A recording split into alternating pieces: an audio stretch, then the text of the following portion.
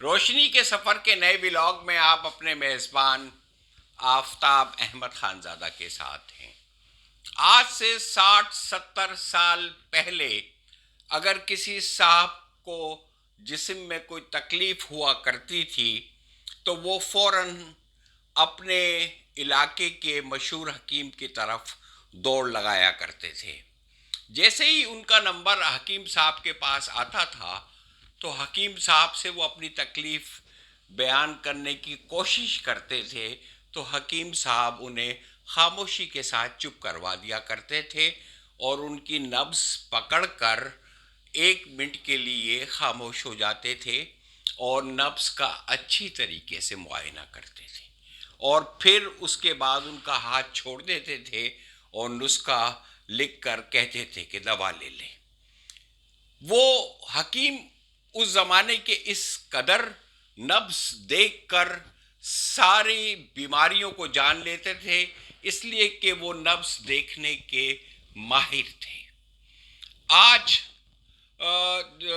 جو لوگ ہمارے ملک کے وہ لوگ جنہیں حالات کی نبض دیکھنے کی مہارت حاصل ہے، وہ سالوں سے کہہ رہے تھے کہ ملک جس قدر تیزی کے ساتھ جس سمت میں جا رہا ہے اس کا انجام تباہی اور بربادی کے سوا کچھ نہیں ہوگا، اس لیے کہ وہ حالات پر ان کی نبض پر گہری نظر تھی۔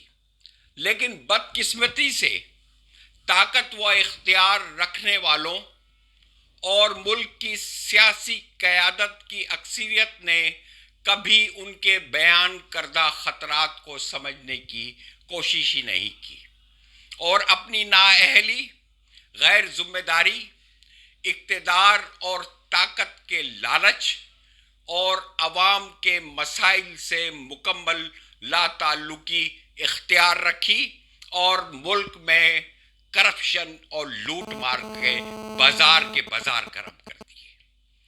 اسی وجہ سے آج ملک انتہا سے زیادہ سنگین صورتحال سے دوچار ہو گیا ہے۔ آج یہ صورتحال ہو چکی ہے کہ سعد رفیق یہ کہنے پر مجبور ہو گیا کہ ملک میں کوئی بھی وزیر اعظم بننے کے لیے تیار نہیں ہے۔ ہم جتنا مسائل کی دلدل سے باہر نکلنے کی کوشش کرتے ہیں اتنا دلدل ہمیں اپنے اور اندر کھینچ لیتی ہے۔ آج اس صورتحال سے نکلنے کا کوئی رستہ دکھائی نہیں دے رہا ہے۔ ذہن میں رہے اور یاد رہے اور یہ بات لکھ کر ہر طاقت و اختیار رکھنے والے کو اپنے سامنے لکھ کر رکھ لینی چاہیے کہ آج ایک بدلا ہوا پاکستان ہے جس کی آبادی کی 60% آبادی نوجوانوں کی ہے اور وہ نوجوان انتہائی باشعور اور سمجھدار ہیں۔ وہ پاکستان میں سالوں سے جاری کھوکھلی مصنوعی لوٹ مار کرپشن سے انتہائی نالاں ہیں۔ وہ ایک صاف ستھرا پاکستان جو کرپشن اور لوٹ مار سے مبرہ ہو وہ دیکھنا چاہتے ہیں۔ وہ شخصیات کی حکمرانی کی بجائے عوام کی حکمرانی ملک میں دیکھنا چاہتے ہیں۔ وہ ملک کے بوسیدہ دیمک زدہ نظام سے بیزار ہو چکے ہیں جس کا ہر شخص اس نظام کے لیے کی برائی کرتا ہوا اور اسے نالا نظر آتا ہے۔